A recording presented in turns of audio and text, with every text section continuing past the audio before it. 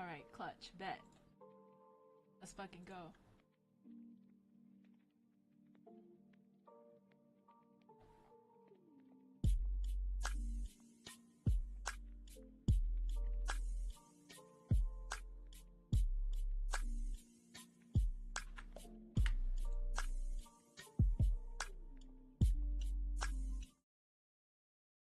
Hi, I'm so nervous. Hello everyone! I'm not sure if everything is working quite right. Oop. There goes my audio.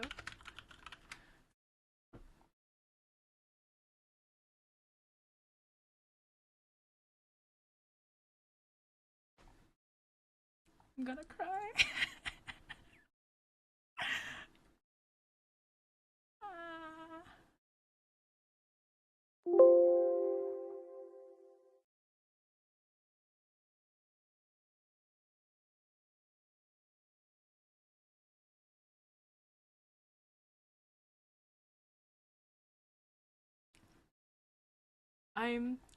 Okay. Hi everyone, can you hear me?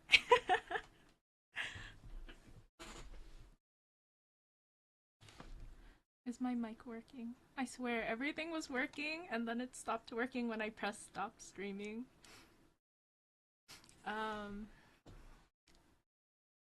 Okay, so hello everyone. Thank you for spending your lunch break or just your evening with me. I'm assuming most of you are going to be around the same time zone, around-ish the same time zone as me.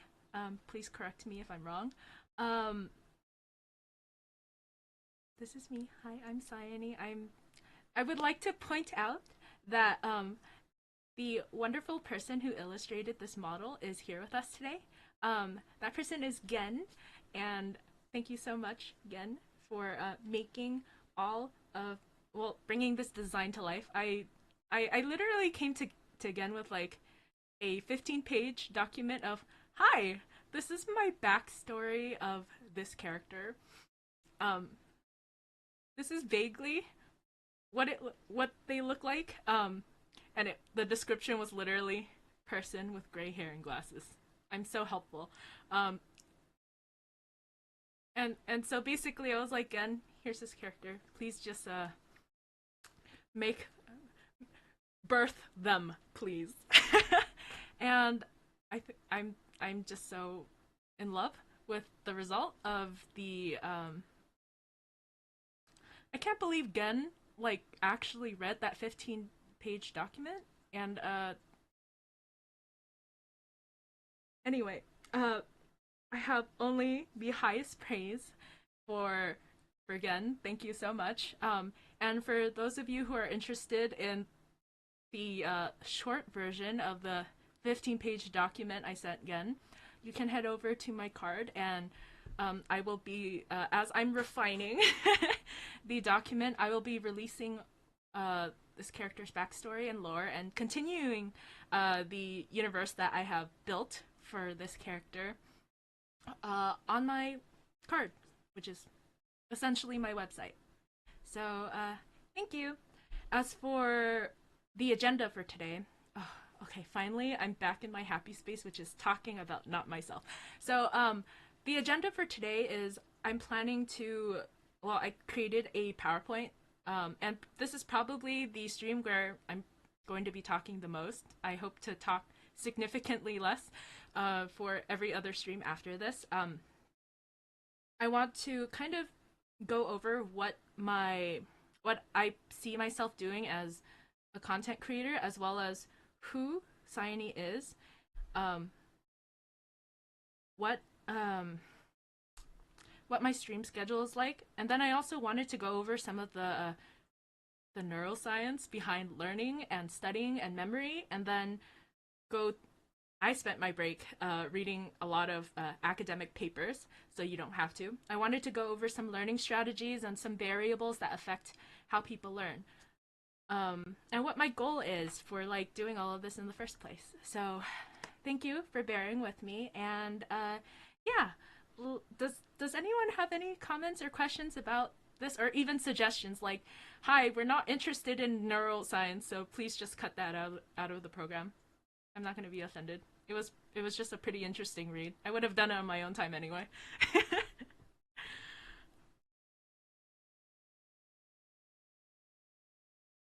No one minds? Alright, so I'm just gonna go into nerd mode for like, hopefully the next 10 minutes. I'm going to try and speedrun all of my research, so... Oh, and if anyone here is like bio expert and they want to correct me, please do. As you'll soon find out, the most I have ever done for myself before switching majors was finishing a 3-part OChem series. So yeah, this is not necessarily my area of expertise. All right.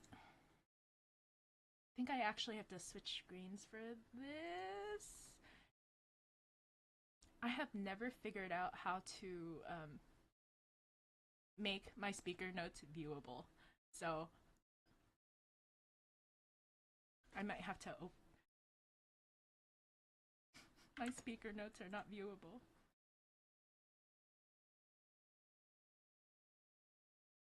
Okay, well, this is weird. I'm gonna open my speaker notes on my phone.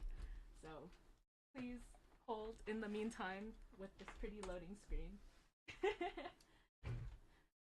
Which the logo that you see blinking is also designed by the wonderful Gen.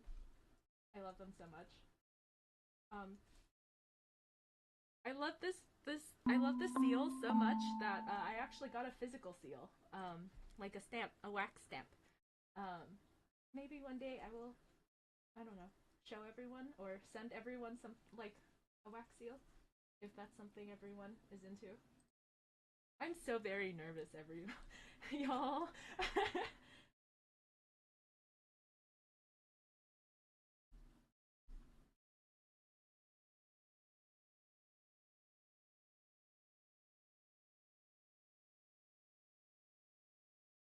Alrighty. Your notes, please.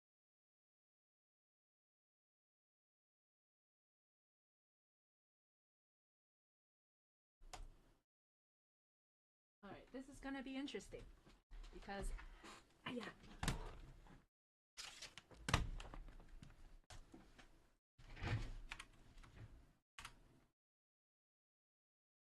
chibi, also courtesy of Gun. So, tsaeni. The way you would pronounce my name is cyan, like the color. Cyan, and then ni. Tsaeni. So, in terms of lore, tsaeni is a librarian. And if you're interested in what that means, you're free to go to Card and read some lore, especially like the world building side of the lore. No, we don't necessarily work with books, and we don't really organize files. Let's say that being a librarian in this context is actually pretty fun. But tsaeni is also a student. Tsaeni as a character is a student, but I myself am also a student. In both cases, we're both law students. So it makes it easier for me if we're both law students. So we're both law students. And more than that, I see myself as a content creator. I say content creator because I don't quite think anything I'm doing is high enough to be considered art. But it's content. I want it to be easily consumable, easily accessible, so content creator. As you've noticed, I have a very strong preference for the color blue. My sense of aesthetics is rain, ocean, and stars. More specifically, the moment where the nighttime rain meets the ocean surface. When I was designing this character and trying to build this character's lore, and also designing probably every other part of like from my website to like the backgrounds and like choosing colors, and I was thinking back to when I used to sneak out of, the university and the lab and sneak onto the beach at 2 a.m. where it's super illegal. Don't do that. There are no lifeguards. Don't do that, kids. If you can't swim and you're not, you can't tread water, please don't go to the beach when there are no lifeguards around. Yeah. I just wanted to create a character that embodied both the chaos and the peace that comes with seeing torrential rain on the ocean at night.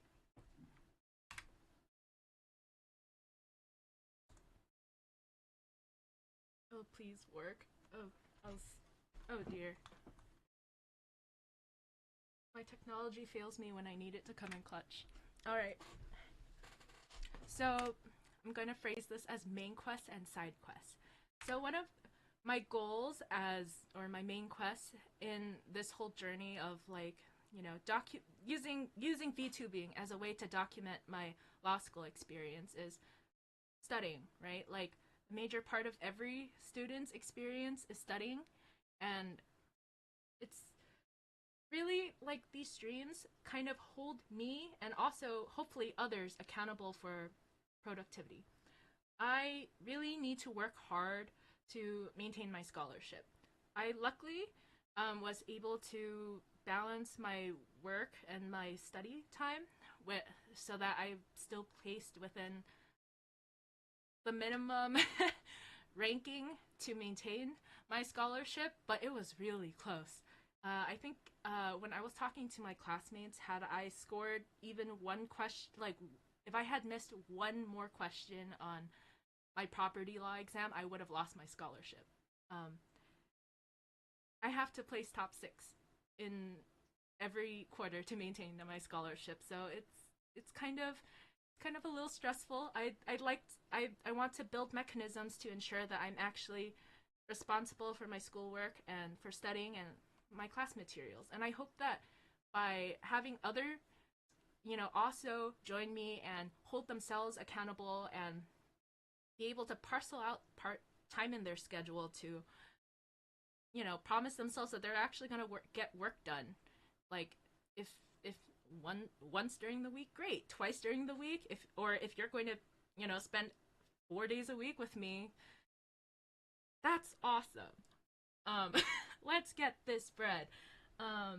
Yeah, I just hope that maybe like offering this place for us to all study and be productive together, it'll be helpful. With that being said, oh boy, studying with friends is super distracting. When I am trying to study with my friends, the conversation tends to lean too much to, wow, I think we need some therapy, Boba, or we start making memes and then we don't study.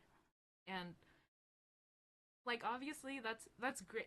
It's great company when you're like all you want to do is not study, but when you're trying to study, um I mean, I don't know. I would feel kind of bad if I had to go to my friends and be like, "Hi, you're distracting me, so please be quiet." I don't feel like we're gonna have that kind of a problem here because you know, for the most part, we're strangers, and I think there's something nice about having a place that is supportive, but is also like, yeah, there's a silent companionship because we don't know each other enough to just pick up a conversation and talk and chat the whole period away. But at the same time, it's like, well, if you wanted someone to say hi, you can just poke them. They'll say hi back. And also, I think it's nice to, when other people are working alongside you and you're trying really hard to like develop the sense of self-discipline, if you see how other people are not like, are managing it or maybe not managing it, you feel a little less lonely. Now you're a little less hard on yourself, or maybe more hard on yourself. Generally, you're just more motivated to work harder on doing that thing because you get to see where everyone is and everyone's at a different place. And lastly, one last main quest of mine is to further develop intellectual health. There is a lot there's literally a diagram with like I think 12 different types of health. I think the ones people tend to mention most is physical or social or mental health, but there are a variety. The one I'm concerned with is intellectual health. I care a lot about my intellectual development, not just studying. Like I'm not trying to sound pretentious, but I think that if I confined myself within the boundaries of just work or just school, I would be very, very sad. Especially because I spent so like all of my time in those two boxes with not as much social interaction as other two people might be in those boxes. I do have a tendency to get bored a lot more quickly. I don't want that.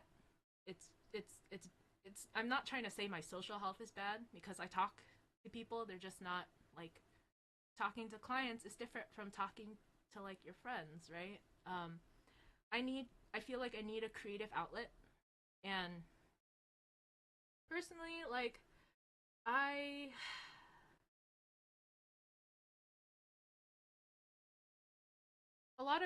for a lot of people, intellectual health is just a genuine curiosity, interest, or love for something like art.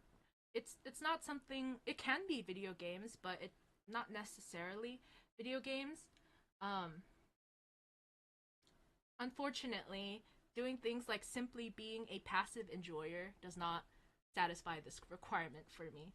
And I if I don't put myself in a position where I'm forcing myself to actually participate in my creative outlet, I'm just going to sit there kind of sad but not doing anything. And that's just not a good place to be. I don't know if it's like that for other people. I don't know if that's relatable, but that's my experience. Um, in terms of side quests, I want to play more games, and it's not just like, I mean, anyone who knows me knows that I play the Hoyoverse games pretty religiously. Um, I've seen a host of like these cozy games and these puzzle games, and I really want to try them. but then like sometimes when I'm playing puzzle games, it's just not fun without like I don't know someone clowning me for when I mess up.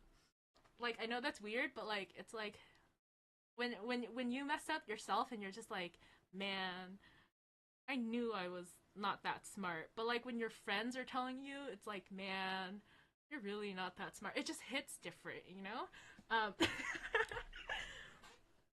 and right now, the two games that I'm eyeing are the Chance of Sinar. Am I pronouncing that right? And Nuts. Nuts. I'm so immature. Sorry. All right. And during this time period, I'd also like to learn how to draw and also learn a new language. In terms of those two things, the reason why, well, firstly, I just think artists are so neat. Like, I think it's cool that, like, you have this picture in your brain, and then your hand goes whoosh, and it just happens, right? Like, I don't know what that's like. That's amazing. Um, I myself am very bad with my hands. I've always been bad with my hands, but uh, because of an incident in my teenage years, some of the nerves in my I'm ambidextrous, but some of the nerves in my hands, both like different fingers on both hands, they don't quite work right. So I my hand tends to shake a lot, and I don't feel in some of my fingers, and I have a like I hold a pencil funny, for example, because if I hold it differently, I actually don't have the fine motor movement to like write properly. Um, I'm not trying to say that like that's a handicap, but what I'm trying to say is like I want to be able to have that not stop me from doing things I want to do.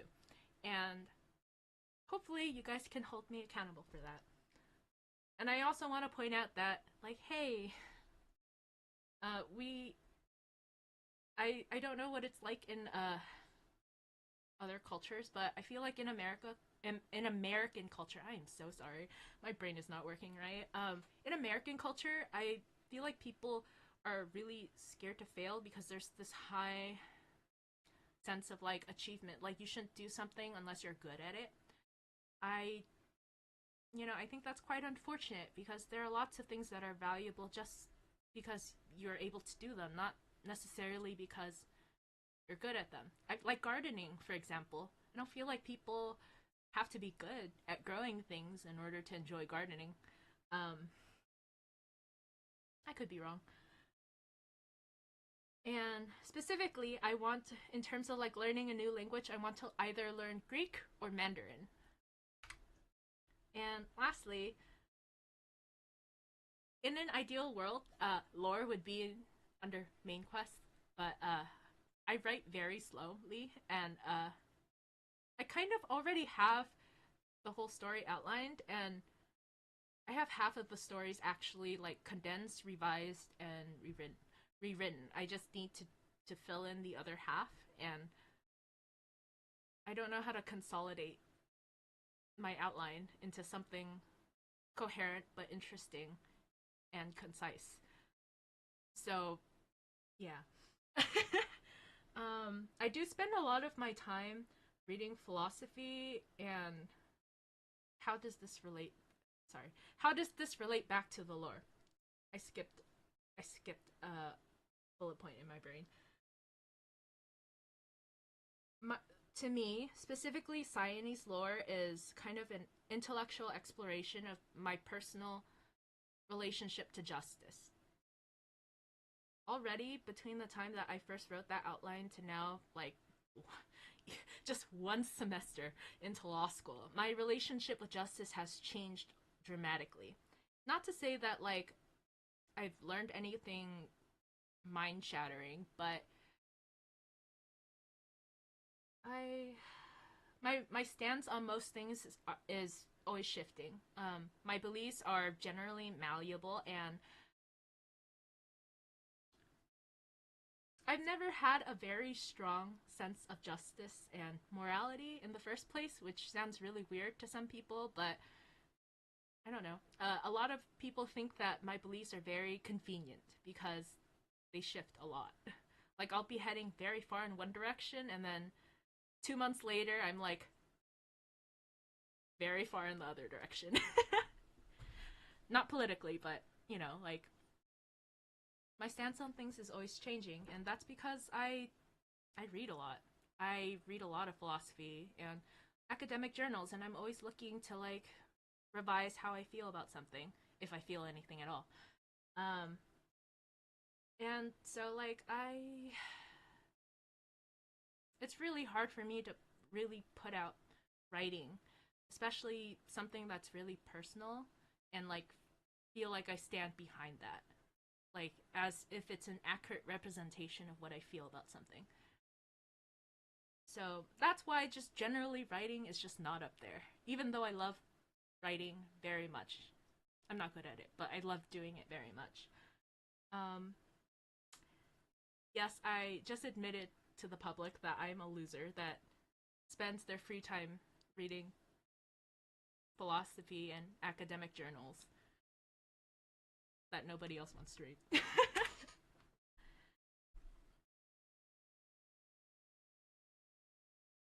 um, the memory process. I'm going to flip back and check. I cannot see the chat when I'm sharing my screen like this, so. Oh boy. Alright, nobody said anything.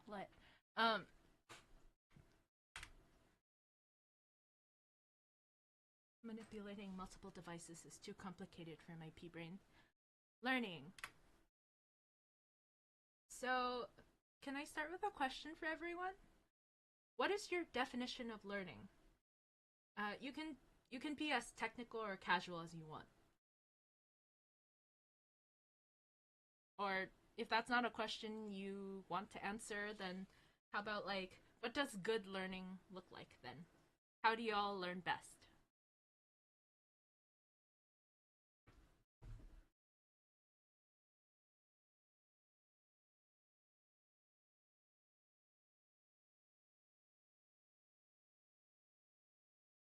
Me too.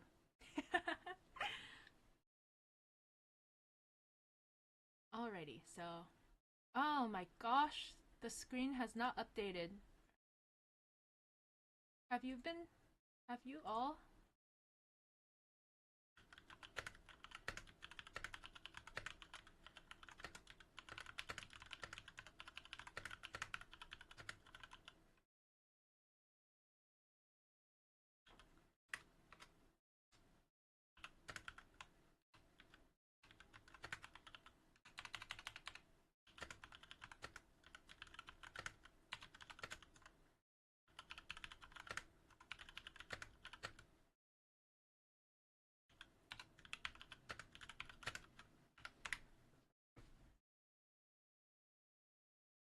This is not working. Whatever this is not working. Alright. Alright, everyone. So I'm just gonna quickly show everyone the slides that everyone missed. So please first, if you're like, wow, this moves, it's because it's a GIF. I made a GIF, and like I edited it, and you can just set a GIF as a background. I never knew that. I would have done that much sooner if I did. This, when I was talking, this chibi was what I was talking about earlier. Courtesy of Gen. These are main quests, side quests, more GIF, definition of learning. So this is where we're at right now. I'm not very happy with how technology is working out right now. I'm so disappointed. So disappointed in myself. So, yes, well, in the first place, I guess the slides are not very helpful, but, yeah. Could you guys tell me? It's still frozen? Oh no. Oh no.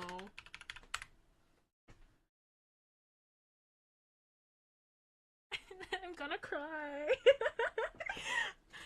I'm not sure how to get this to work then.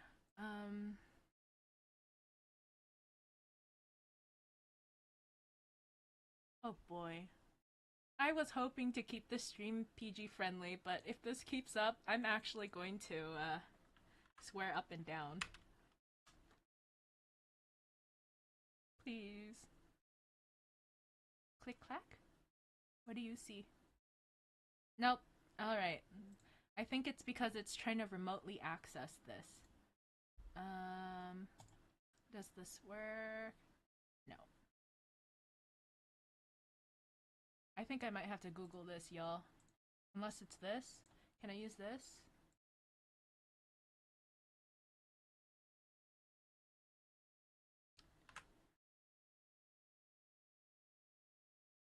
Okay, well this works. We'll use this. Hopefully it changes as I change things. Does that change the screen? Or am I gonna have to manually update the slide numbers every time? Alright. That's wonderful.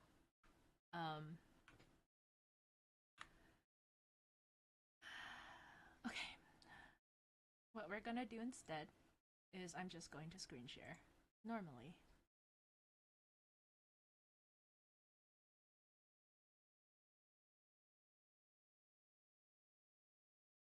I have no idea what that looks like though.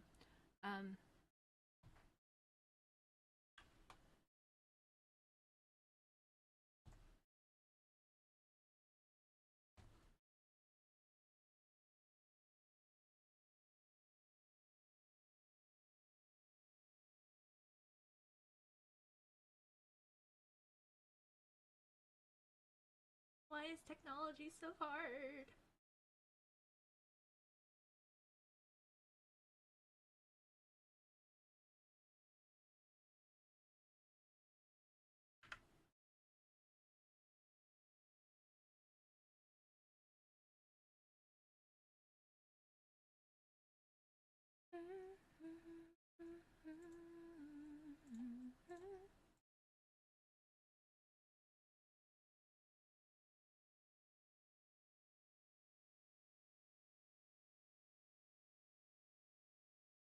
Alright, so please don't clown me for my browser and my stuff.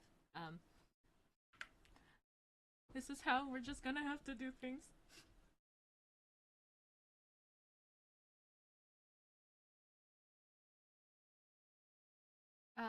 Does this display properly now? Or I guess maybe it's still loading for people. You can see my slide and you can see when I change slides. Learning! Alright, so I'm just gonna click through the slides that everyone missed. Introductions, setting a GIF as a background. Yes, I edited these clouds myself using free vectors. So if people are like, yeah, it's too hard to, like, the whole AI argument about using copyrighted material to make new things, that's not a thing, y'all. It's totally, if you know how to edit stuff, it's totally possible to make your own stuff for free, like, to a limit, right? But I think the internet makes most things pretty accessible. I edited this using a free, like, an actual picture by a photographer that is public domain, and then using like public domain like clouds and animating them. I didn't even use like After Effects. I use Canva, which is free for most people. So I think it's possible to make cool stuff easily. Yes, I'm using OBS, and it's not being very nice to me. When I did a test stream yesterday evening, it worked fine, and I logged in today and something crashed like at 6:47, and I was like, you can't be real right now. This is the chibi Gen drew that I've like mentioned like 4 times. It's very cute. I love Gen. Thank you, Gen. I worship the ground you walk on. And then these are the main quests I mentioned. And then more GIF. And then learning! This is where we're at. Okay, so I guess I can just pull up my speaker notes. And well, enough for you to see the discussion questions, because I actually like these. There's no right or wrong answer. I genuinely like want to know what you guys feel about this. Like, how do you guys define learning? What does good learning look like? How do y'all like learn best? I can't say that how I learn is how I learn best, but I mean, I know how what I've been doing for now is working for me, so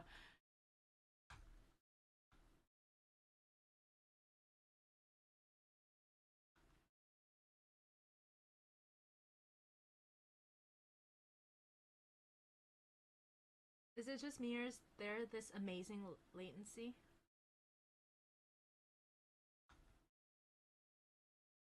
Oh yeah. I think there's like a 3 minute latency between time on the stream, or maybe 1 minute. I can't tell.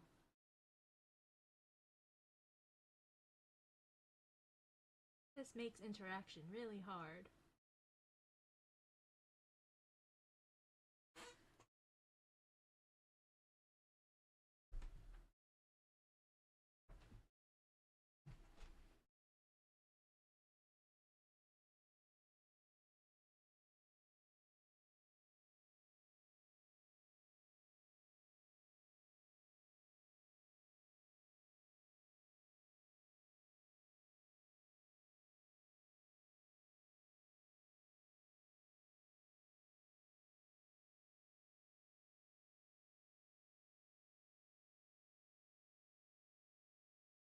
Okay, I guess no interrogation today. um, I personally, I want to know what good learning looks like to people. I volunteer. I will. I guess I last semester I was teaching a class, and I like genuinely I would like it. It would be useful to me to know what a good teacher and what good learning looks like, so I could cater to student needs better. But I'm not teaching this semester because, whew, man, I was cutting it close this last semester. So let's not do a repeat feed of that, or maybe let's do a repeat feed of that because I'm taking civil procedure this semester, and that's hard.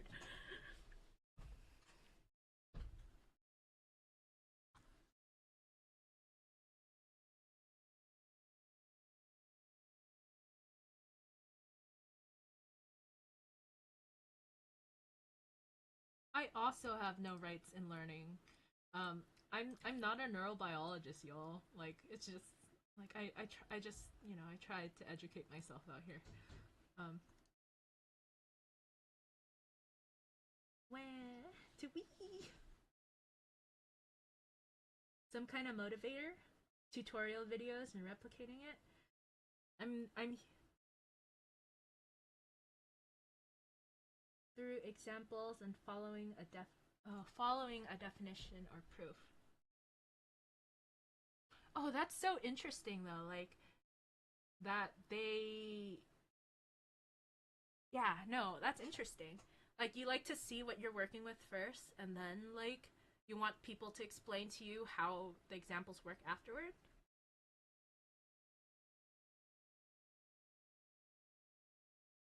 So I'm guessing that for the most of us or the responsive of us in chat, we tend to learn by, not seeing by doing and also not having someone talk at us necessarily, but we like being able to follow along and see exactly how something is supposed to play out, or at least an example of it, and be able to follow along and understand every step in the process. Then the opposite of me.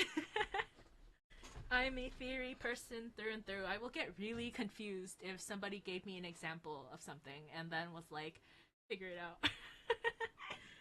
um,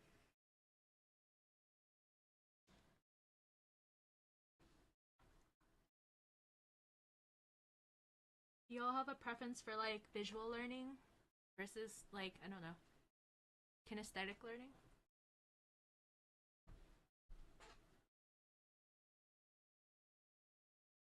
I just realized it will take forever for everyone to respond, so I will try to talk less. Speedrun, speedrun. Okay.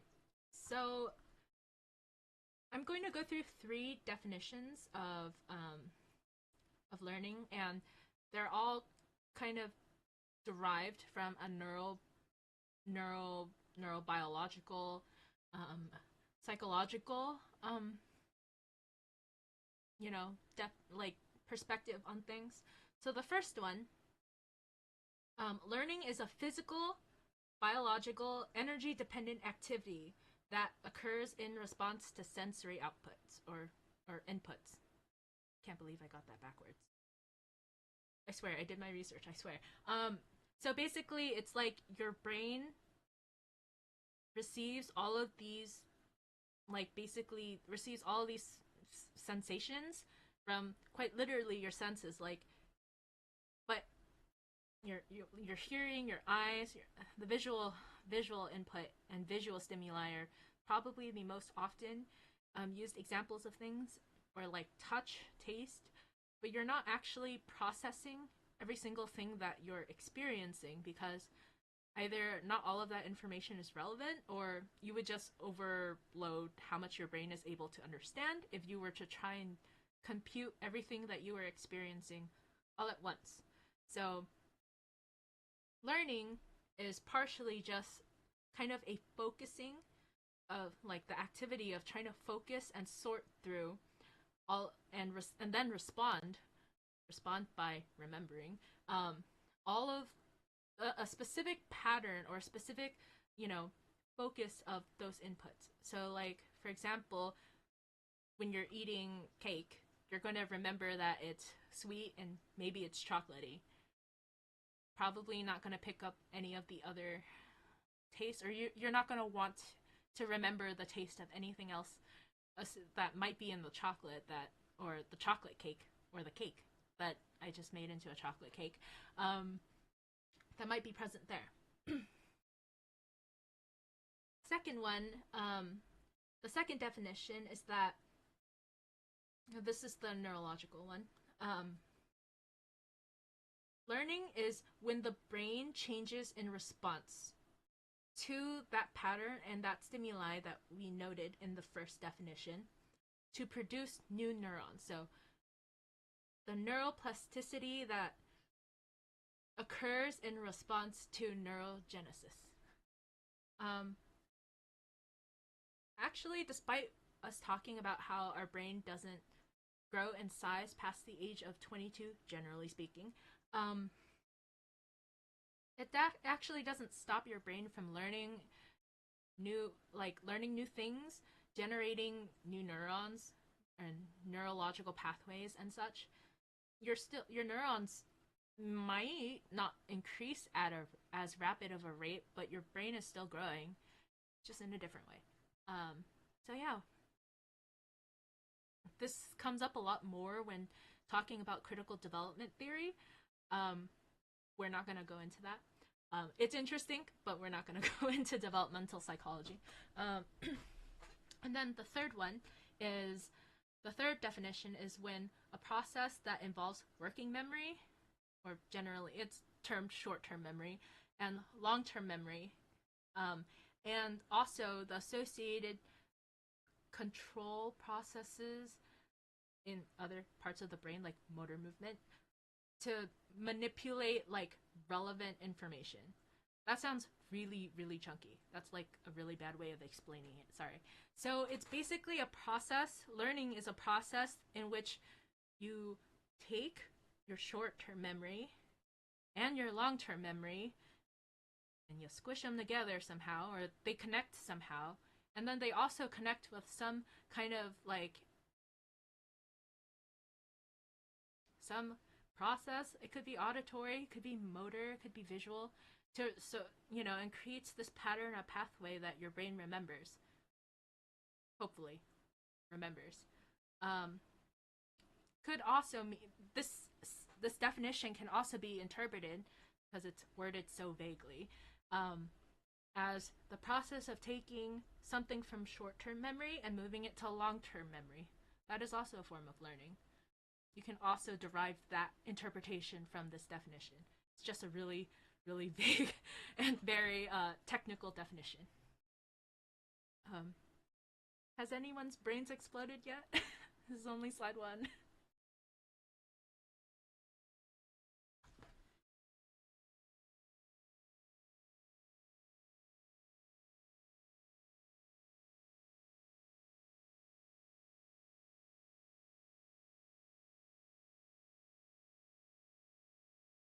Just thought about how I took the time to put animations for every single slide, and we're not gonna see them because OBS is not being nice to me.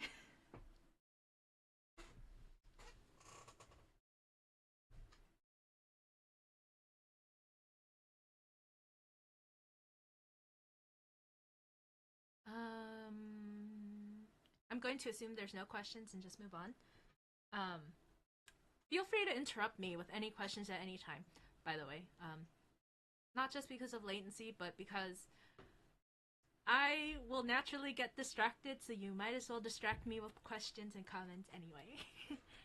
The next part is the actual memory process, which is technically 3 steps, but there's a 4th step that happens before the first step, so people have just kind of given it a status as a quasi step. So it's I get numerically it's 4 steps, but actually it's 3 steps. So that quasi step first is attention. So attention is literally the conscious, the purposeful selection of specific stimuli by filtering information from sensory receptors. We talked about this earlier with like step 1, where your brain has so many inputs from so many different sources that you're gonna get overwhelmed if you try to like process it all. So attention is how you purposefully cut through the noise and only, you know, like remember and receive the specific information that you find important. Your brain will kind of do it like naturally, like filter it naturally, but especially in the context of studying, you will probably have to focus and try harder to focus on the things that you want to remember.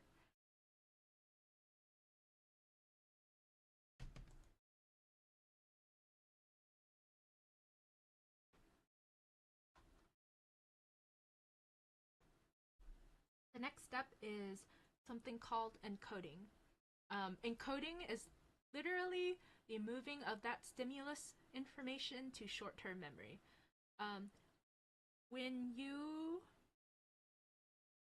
think of when you first think of like memory formation or memory consolidation, you would probably think of like, oh, as soon as I perceive something, it automatically goes to short-term memory. And I guess in the grand scheme of things, it kind of does, because the process of getting to attention to, you know, and you know, of like receiving that information and it going to your short-term memory is so, it happens so quickly that yeah, it might as well be 1 step, but it's actually 2 separate processes because it utilizes it's a result of, you know, different functions becoming, you know, doing for to one outcome. Anyway, this is so tough, y'all.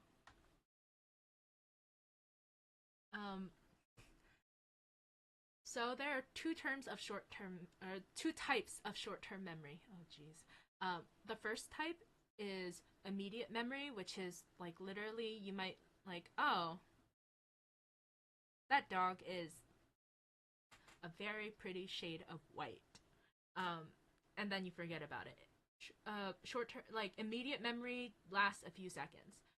For most people, when it comes to studying, what they're going to be working with is working memory, and that lasts anywhere between 10 to 20 seconds. Like if you're trying to remember someone's phone number, hopefully you will focus on it enough so that it will go to your working memory long enough that you can put it in your contacts, and not immediate memory where you look at it and you forget about it.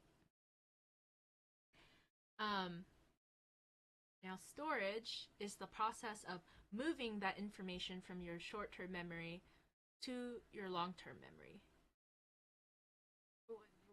you know, it might sound counterintuitive to call something like that storage because you're like just transferring information from one process to another, but it's storage because you're moving your set of information into a bigger repository, your long-term memory. So that's why it's called storage.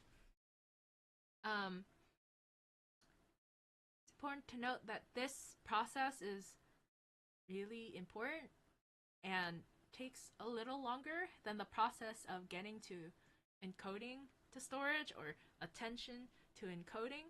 Storage, we usually talk about memory consolidation and time and storage in terms of like sleep because it takes longer. Your brain has to rerun the information, all the patterns and the stimuli it had, and then literally commit it to your long-term memory. So storage takes a while. Now, as a student, I think probably the most the area that most students are concerned with is the process of storage to retrieval. So retrieval is the act of recalling or retrieving specific information from your long-term memory and to the forefront of your conscious, right? Like when you're taking a test, hopefully you're not pulling a tsaeni and like falling asleep. You need to be passed out to take your test, right? Like yeah. When you're taking your test, hopefully that you can recall all of everything that you studied to the front of your brain and be able to like interpret it and remember it fluidly enough to take your test. The problem here is that if you either don't store the information properly, like something happens between encoding and storage, or you don't review, like it's been too long since the last time you've looked or tried to like retrieve that information you tried to commit to long-term memory, you're actually going to forget about it. So actually most things are remembered wrong, are subject to error, because they're just reconstructions of a memory as opposed to like an actual recollection of the actual information. Hope that's not confusing. Let me know if it is, and then we'll stop and talk through it.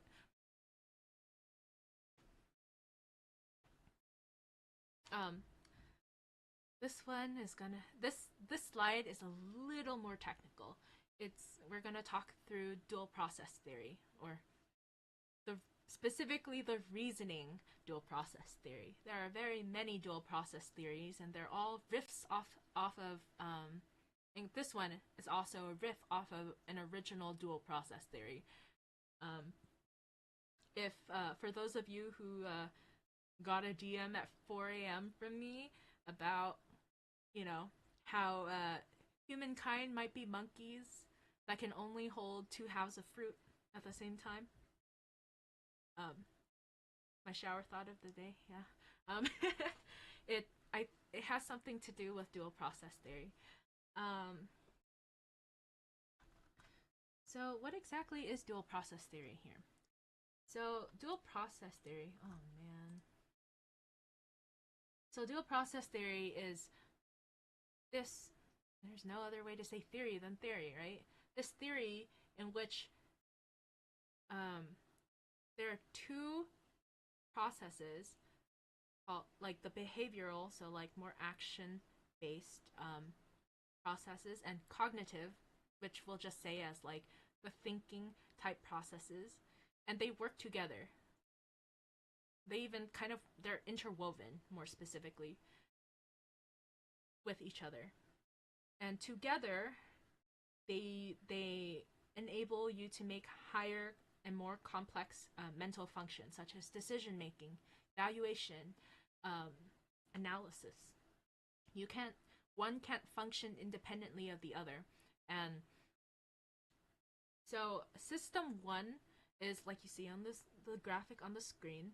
It's automatic, it's like unconscious thought, it's memorization, it's a lot more visceral. So for example, to me, a good example of system 1 information is times tables. You just know what know like what 1 times 1 is, what 9 times 9 is, and hopefully, by knowing your times tables, you'll be able to do algebra much more quickly. Um, Meanwhile, System 2 is a more thoughtful, digestive kind of like, I guess, way of thinking. You have to be purposeful and more deliberate. Um, so, for example, a System 2 process might be like, man, you look in the fridge and you have these ingredients, and you're like trying to decide like what you can make for dinner. Like, with this set of ingredients, what can I make? What do I know how to make? What can I like bastardize so I can feed myself? Um, that would be a System 2 kind of process. But as you noticed, when describing System 2, I mentioned that what do I know how to make? What can I cook? That's because System 2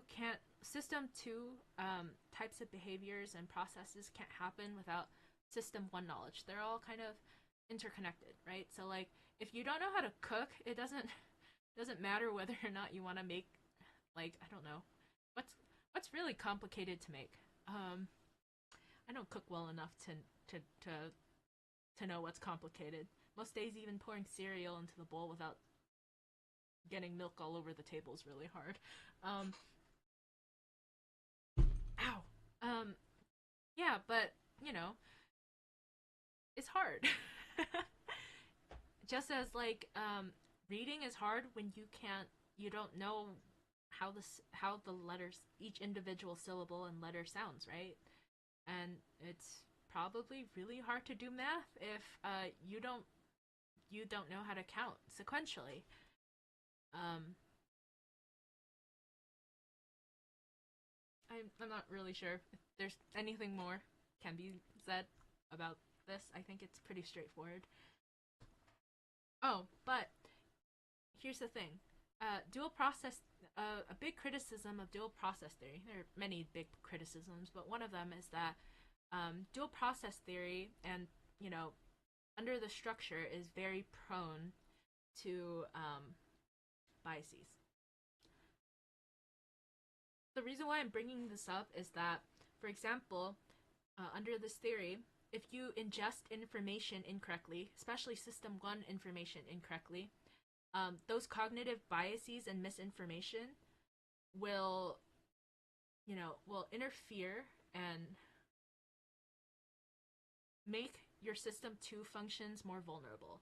For example, if you never learned what 4 times 4 is, you might have a harder time doing 4 times 11 because the misinformation and the cognitive biases compound with more complex forms of thinking. So I guess be really diligent about making sure you are learning correct information.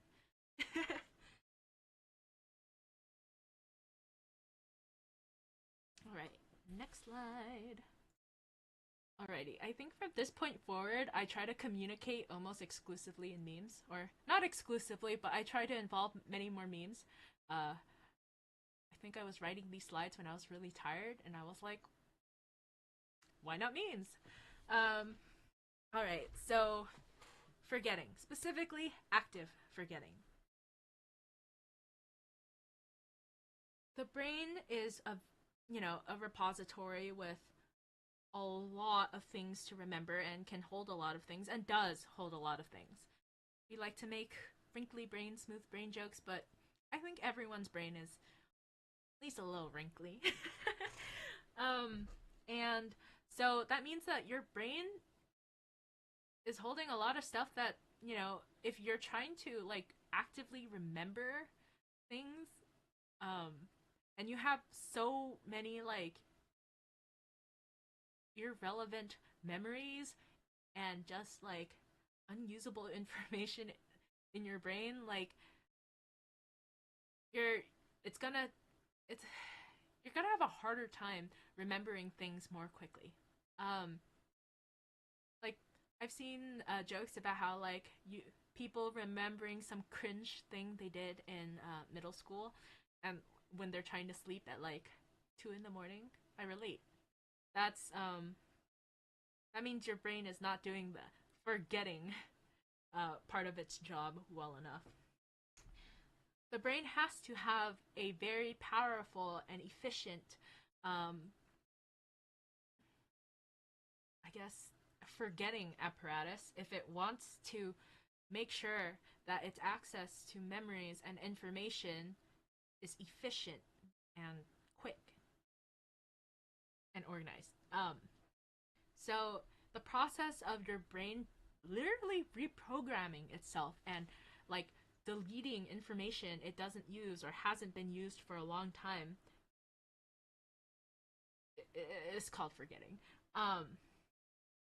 There are like multiple kinds of forgetting. There's like even just active forgetting. There are multiple types. I think like there's like neurogenesis, like literally deleting the neuron, like eliminating it, obliterating it out of existence, like neurogenesis based forgetting. Like when the neuron is trying to like, I guess, I don't know, be rebirthed and like I don't know, clear itself to free up space.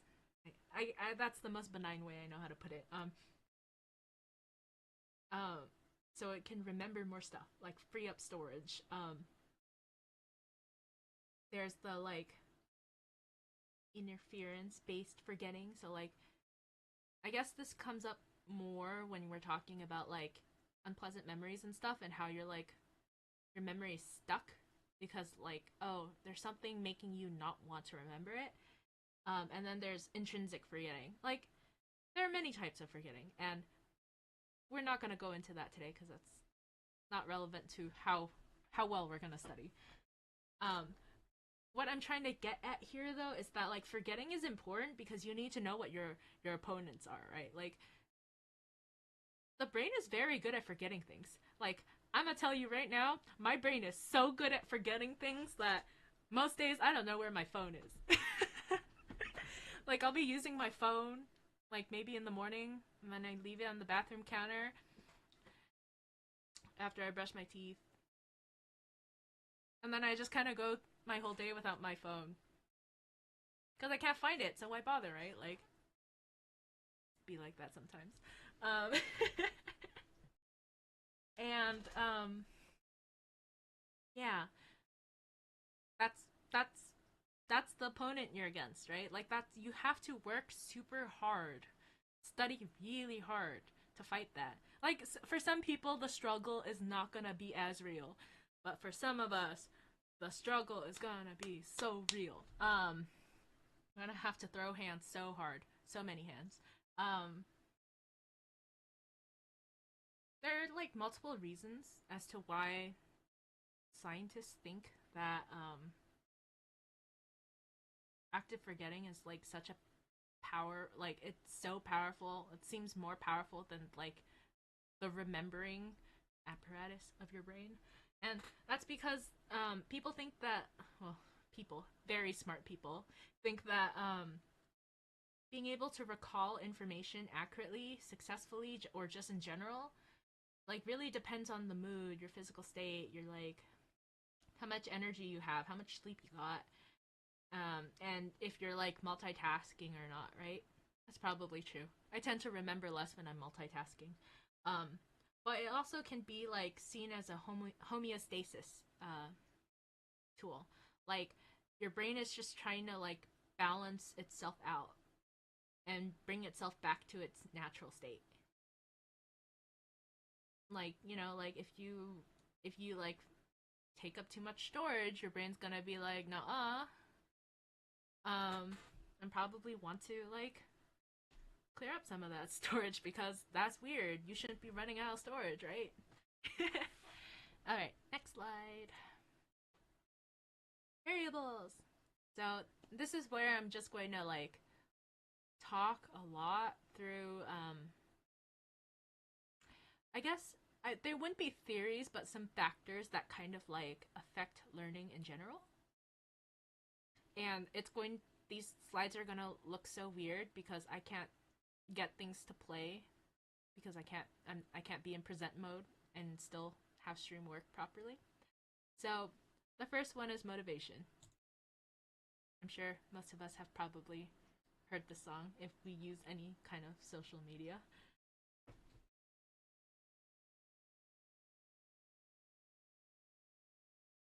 I just love it when things don't work.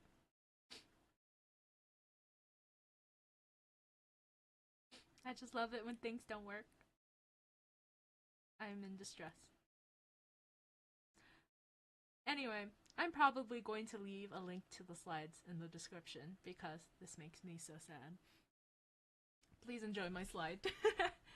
Okay, so wow, I've been talking and just struggling with tech for like an hour. This is so sad.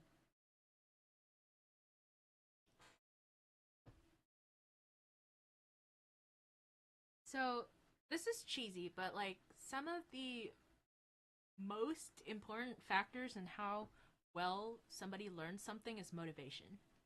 So, the quality of learning and the will to continue learning like depends on what students want out of their I guess just what students want out of their time spent in the classroom, right? Like, or just learning, or just any, I guess, academic endeavor. If you go into a study session like not wanting to learn, not motivated to do anything, that's that's literally going to be reflected in how much you actually remember from your study session, right? Um, the I'm sure there were academic papers talking about the actual like neurobiological like factors at play here, but I was like, that's too technical for me. But I did look at some of the statistics that from those papers, and they were talking about how like students that found purpose or deeper meaning and increased control over their academic success ended up just generally being more successful. And the belief that you can do well, like high self-esteem, high is, high self-efficacy is directly correlated to high self-esteem. So, not to say that being egotistical is going to like suddenly make you a genius, but if you don't believe that you can do it, you're literally not going to be able to do it because your brain will see that like, that reluctance as you not wanting to be able to do it. Also, your attitude and what you think intelligence is also kind of determines like how you react to not knowing something, and therefore also defines your approach to learning, right? Like if you don't if you think that like, well, I should say that research studies conducted on that specific question have shown that like students that actually don't like think that intelligence is something fixed, like you have to be born smart to be able to do something, tend to do a lot worse in general, like in the long term, because like when they are confronted with how they don't know something, they either are dismissive of it, oh like, oh, I'm not cut out for this, or they straight up just give up. They're like, okay, well, I'm never gonna get it, so I'm not even gonna try. Meanwhile, students that have a more malleable or mutable like perspective on intelligence, like, they believe in growth, for example, growth theory, like, and that like intelligence is compounding, they are more likely to look at their shortcomings, evaluate it, and then if they see that there's a skill gap, they try to remedy that. Or if they just don't know the answer, they try to problem solve or find solutions to help them problem solve. And that is actually a better indicator of a student's success. Those students tend to perform better in the long run, especially academically. Here's asterisk. Low self concept, or inaccurate self assessment, whether it's inflated or deflated ego, leads to self handicapping, continued poor performance, and low achievement, self esteem, and well being. If you think you're better than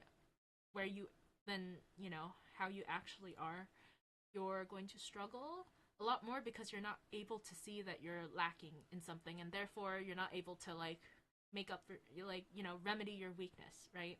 That just makes you a lot more vulnerable. At the same time, if you are not you don't think very highly of yourself, you're either not going to try things, or you're not going to put effort into them, or you're just going to limit yourself because you just don't think you can do it. You're not going to be motivated to push yourself or learn how to do something that you could be potentially really great at, or even potentially average at. Average is still better than not having done anything at all. Now back to motivation. Feedback and motivation have a very interesting relationship, right? Generally speaking, people receive task-based feedback really well. I think it has something to do with how achievement-based or task-based feedback tends to be really objective, or more objective, compared to qualitative feedback. People saying that wow, you did you were able to I don't know, you wrote this contract really well because this is received better than I find you to be a good negotiator. And I guess it's because it has something to do with vagueness, or when people give task-based feedback, it's seen as that person was being more attentive, and it's a lot less of a blanket statement, right? But what about in cases where constructive negative feedback is required, right?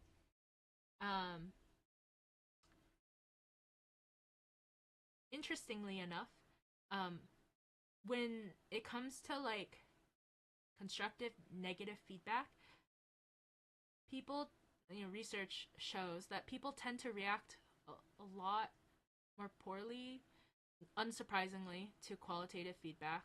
Wow, you're just a poor negotiator. Well, that actually made me feel really sad. And it's true. But they also react kind of poorly to solutions-based feedback. Solution-based feedback, or literally oh, you got this problem wrong, so here's the answer, is not received well, because I guess it makes people feel really oh man, I'm not smart. So then people will just put themselves down, they'll fill in the blanks with their insecurities, right? But also, it doesn't give people the opportunity to actually retrace and fix their mistake.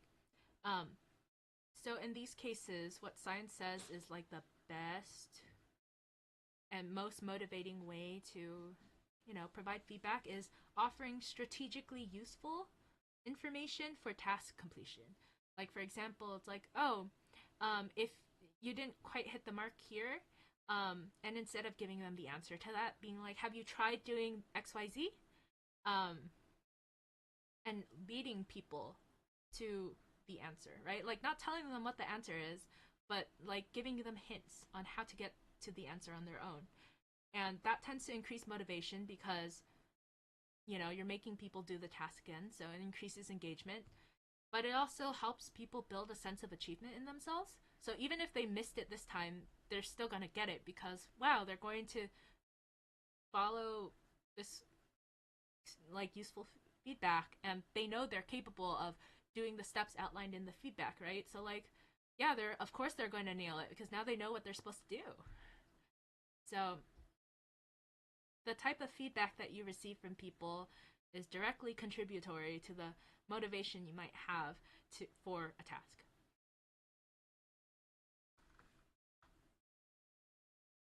Takeaway: be careful who you ask for feedback from. All right. Reward system. I think this is the more classical way of understanding like just the learning process in general, the reward system. We can talk about Pavlov, but Pavlov is not necessarily super useful to our discussion, so we're not going to talk about Pavlov. Here, the reward system is relevant because, well, science says that people are more likely to remember things when they are incentivized to do so. Now, and it doesn't have to sound as it doesn't have to sound quite as bad as it does, right? Like, and the incentives here can be external, like wanting good grades, wanting, like, being like, man, if I turn in all of my assignments this week on time, even just 5 minutes before the deadline, I'll get boba on Saturday. That's fine. Turn in your assignments, right? Like, or it can be intrinsic motivation. Things like, I'm curious about what this is. Like, I'm curious at which the rate of wood decays at this level of humidity. Don't look at my search history. That's actually something I looked up. And it got me into a rabbit hole with termites and stuff. Like, it could be that. That could be a reward, right? You're satisfying your curiosity. You're scratching the itch. That's so valid. And, learning new information, especially when you're, like, really interested in something, is perceived as a reward. Your body literally rewards you with dopamine when you are learning something new. Generally speaking, curiosity is a better, like, curiosity and the hormones and the dopamine that is associated with curiosity and then scratching the itch is better for memory retention because it just is. Because the hormones and also your state of mind, quite literally, is more receptive towards that information. You're going to encode it faster. You're going to store it faster, and you're also going to want to recall it more often because you scratch the itch, right? Resource motivated learning tends not to work quite as well. So like saying that you're gonna get boba on Saturday if you do XYZ tends not to work as well, and or being like, I'll pay you XYZ so to learn ABC tends not to work as well either. And this is because I guess generally if you're going with a very broad goal, you might not see this quite as much, but if you're like, oh, if you learn how to it's a good one. If you learn how to fill out this type of form by tomorrow, I'll buy you a cupcake. You're going to shut out information that is not relevant to filling out that form. You're going to be more likely to forget how to fill out that form after you've gotten your cupcake. Rewards, resource motivated learning kind of prevents you from being able to learn something more organically and therefore remember it. There's something called generalization, and it doesn't mean being vague or being more broad about a type of information. Well, I guess it kind of is, but here it's talking about the ability to use information in different scenarios with different people at different times of day. Like, an example of, like, for me, some information that is not generalized is, I guess, oh, responding to emails and messages when I'm not clocked in. Quite literally, when I'm on the clock, if I hear the Outlook ping, my brain kind of goes into overdrive and like it'll just cue a bunch of things, right? It's kind of like Pavlovian like memory to respond to that email. Meanwhile, when I'm off the clock, I mean my phone's always on do not disturb, but even when it's off do not disturb, you can like call me 16 times in a row and I'm not gonna pick up. Like I just don't hear that ringtone. Like if I hear an Outlook ping on a weekend, I'm probably not gonna. What does that mean? um, so that would be an example of not generalized information. An example of generalized information would be like knowing how to use a spoon. You can use a spoon to eat soup. Use a spoon to eat cake. You can scoop ice cream with it. You know how to use a ladle. That's very transferable information.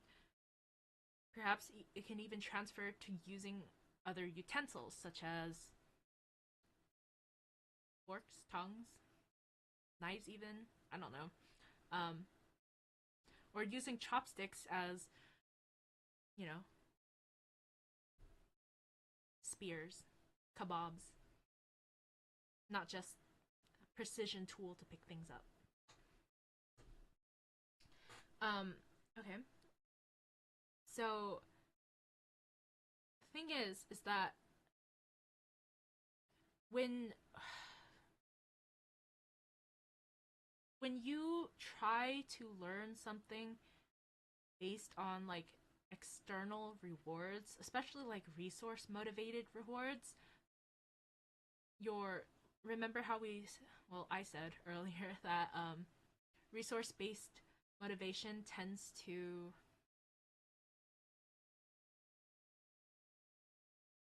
shut down the parts of your brain that helps you recall information more. Well, it also shuts down the parts of your brain that have higher cognitive functions, things like being able to be creative about about a piece of information, being able to synthesize information, evaluate it, analyze it, because you're so hyper focused in trying to do that specific task, right? So meanwhile, on the other hand, when you are like more intrinsically motivated, or you're getting an intrinsic reward to things, like for example being curious, but it's not just that. There are many types of intrinsic motivations, and therefore intrinsic rewards. Like for example, it's like you just find something gratifying, personal achievement, personal satisfaction. That tends to lead to more generalization because even though you're learning more slowly, you're learning things more organically, and you're able to like introduce higher cognitive functions to the information that you're trying to like remember and understand. And probably the worst part of I guess this theory is punishment, right? Um, Punishment does directly lead to faster learning, but again, um, it hampers generalization. So like you'll only learn something from a specific task, like in regards to a specific task. Things that if you like try to like if you change the setting of something even a little bit, you might not remember how to do it. For example, a lot of the ways people learn math is like just sheer memorization of something, right? So if you memorize every single like answer to something, if you change just one number on a problem set, you're unlikely to remember how to calculate that problem set properly if all you did was memorize how to solve the problem line by line. Especially if you were motivated to remember and memorize how to do things line by line. Does that make sense? I'm gonna just go ahead and skip the questions here, but like, chat if you have questions for me. Feel free to like just like, I think you're wrong, tsaeni, about something. Go for it. Oh, Sweet jeebers. That's 31 slides. Oh man. Alright, stress learning. As you can see, I have 3 pictures here, and I can't show you my 3 pictures. So stress learning, to be quick, stress learning is a bell curve, right? There is, if you're not stressed out enough, you're, theoretically, you're not motivated enough to learn something, and you're just kind of like learning really slowly at your own pace and maybe cherry picking the things you learn. But if you're too stressed out, your brain's gonna like be in lockdown mode, and like when we talked about the punishment earlier, it's going to like literally freeze the parts of your brain that have the higher cognitive functions. So you want to have that like be in that optimal peak area of like stress where you're like motivated like to do something. For most people that's like a deadline, a comfortable distance away or a slightly uncomfortable distance away from where they're at right now. Or like maybe a bonus, end of the year bonus, and it's like November. You want to be in that like slightly stressed out zone in order to do your best work. I can think of counterexamples to this, like the person who invented the refrigerator, but generally speaking, like a good amount of stress is a good motivator because, intrinsic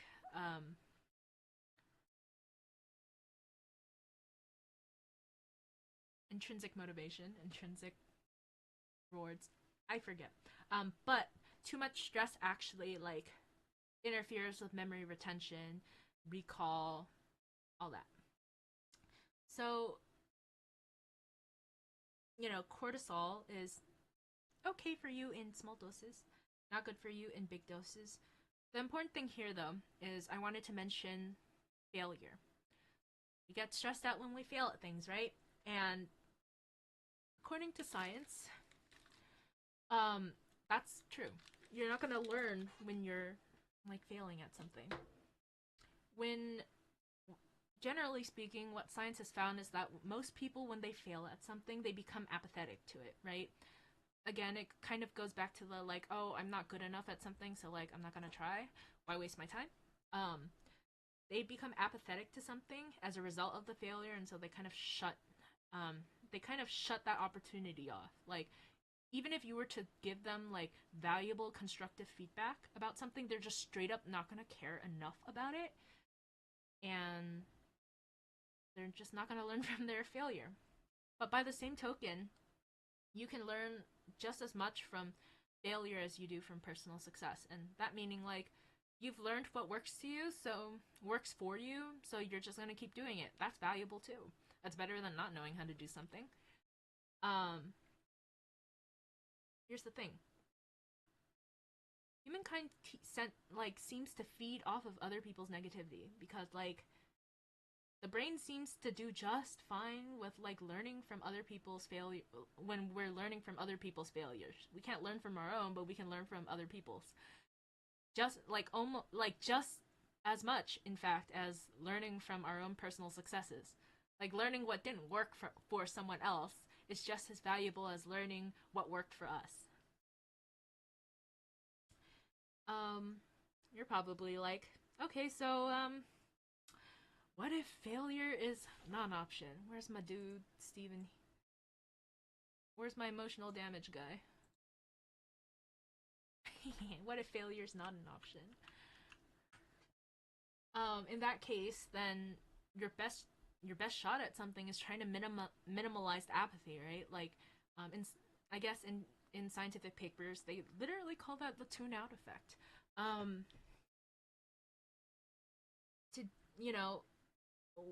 They haven't really found a way to do that really effectively, but some strategies that were suggested were, for example, reframing a situation as a loss situation and instead of a gain situation. So what that means, it's like people are probably a little more motivated to do something when you tell them they're going to lose money if they don't do something, as opposed to like if you tell them they're going to make money doing something. Um, yeah, stress is good for you sometimes. Next slide. Sleep. Sleep learning. So I'm sure we've all made jokes about how we wish we could just put textbooks under our pillow and then like magically absorb all that information. Yeah, me too.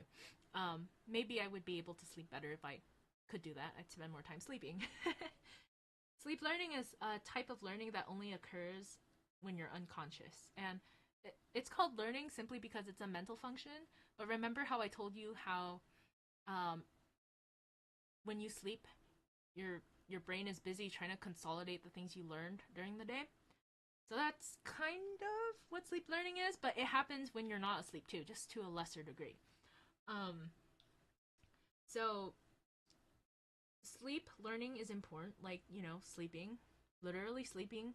Sleep learning is important because it not only like moves, literally speeds up the process of moving things from your short-term memory to your long-term memory, but also prepares your brain to learn new things. So generally speaking, don't take a nap if you're going to be like, you know, the information before your nap and after your nap is like on the same subject. But if you're like done studying for like history and then you're going to like cram for bio afterward, take the nap in between the break of those two subjects. Your brain will be better prepared to like learn something completely different or review something completely different and shift gears after the nap. Because you don't want to reopen something that you don't want to reopen a can of worms that you just moved to long-term storage immediately, especially if you're trying to learn new things because you're going to get really confused.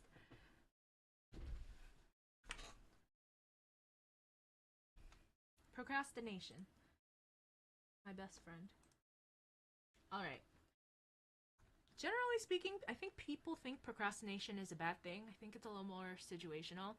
Um, the concept of coming in clutch, for example. Um, in research, people have said that, like, procrastination is only valuable when it enables individuals to like focus on a task more. Like, for example, if procrastinating on writing your essay, waiting until the very last 2 hours to write your essay means that you can spend more time outlining and brainstorming, then that's good. But if you're like only looking at the material like hours before it's due, that's not good, right? Because you're still going to be turning in something half baked. Um, from it seems that from a scientific perspective, procrastination is not really seen as a, well, it's kind of a symptom of stuff, so that's not accurate. But it's seen as a failure of self-regulation. Specifically, procrastination is seen as an individual's failure to learn self-regulation from a young age, and therefore the neglect of it with time.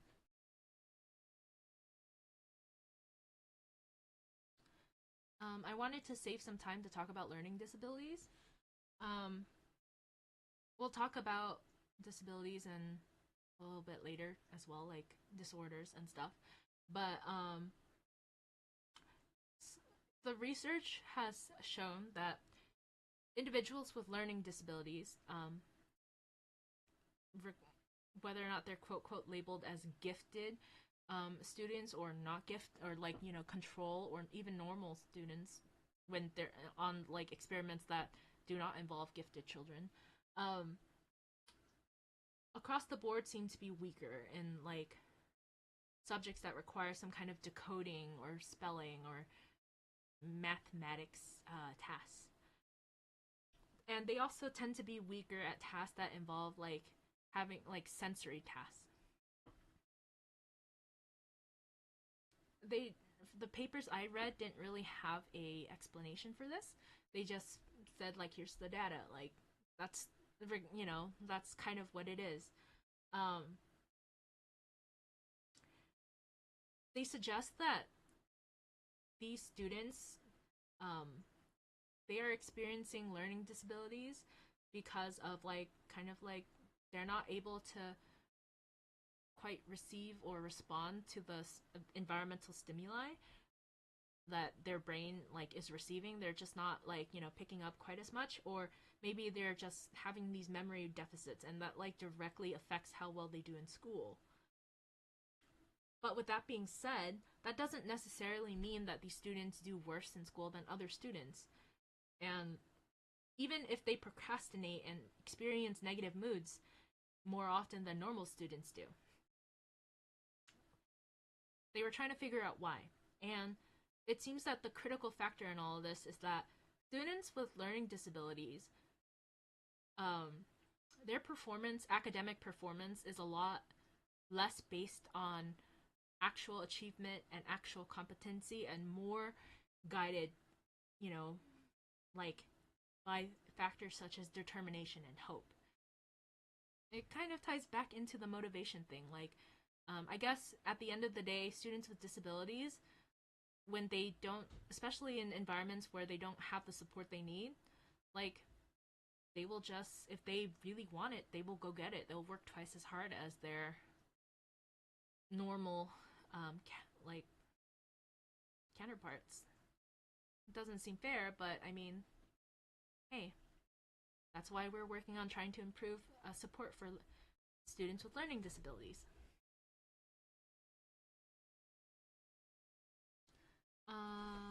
Next slide is for learning strategies.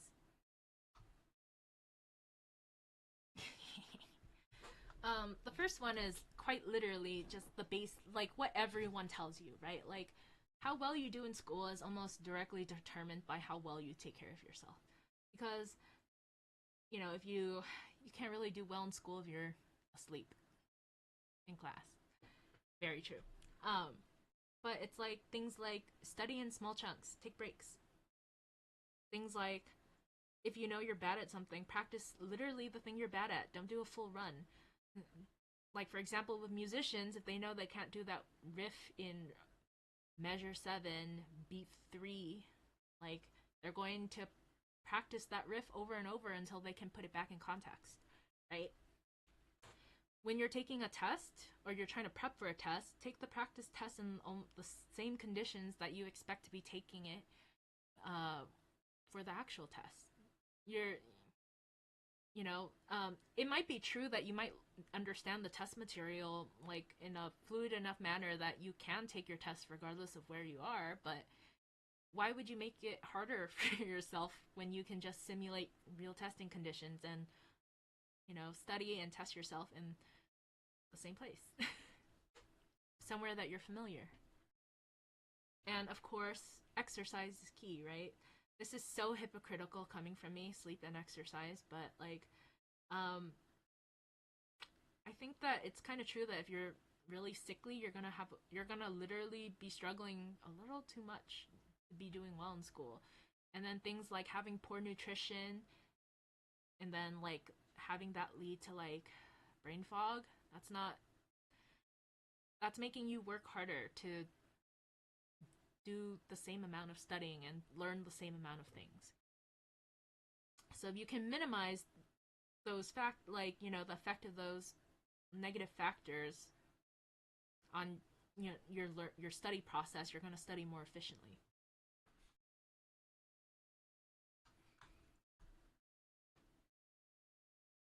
Sleep.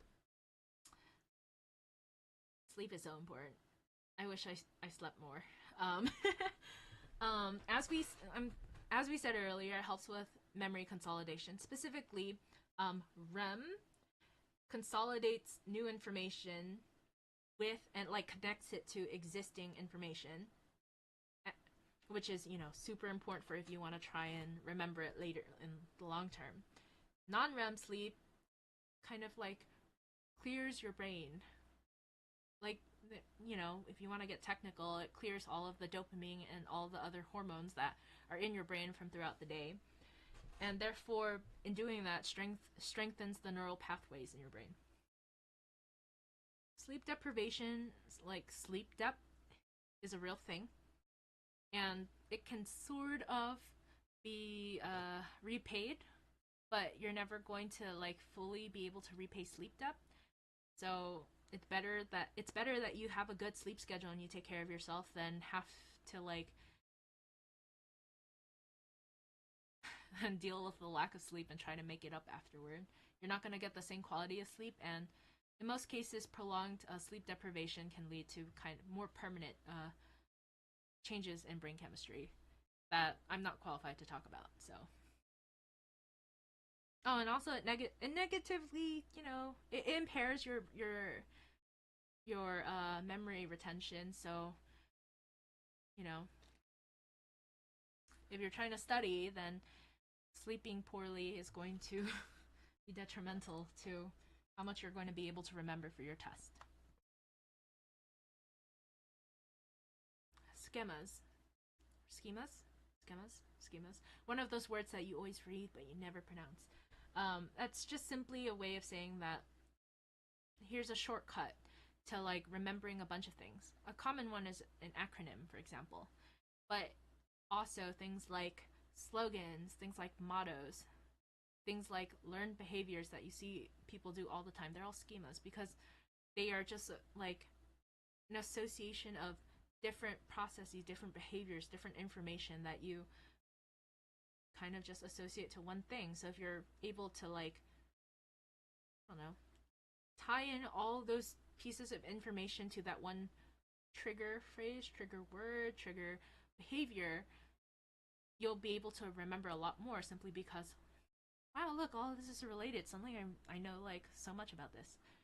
The other thing is active learning, which I feel like people talk about a lot, but don't exactly spend a lot of time doing. So active learning is when you're taking information that you learned, kind of low-level learning, like things like trying to memorize things like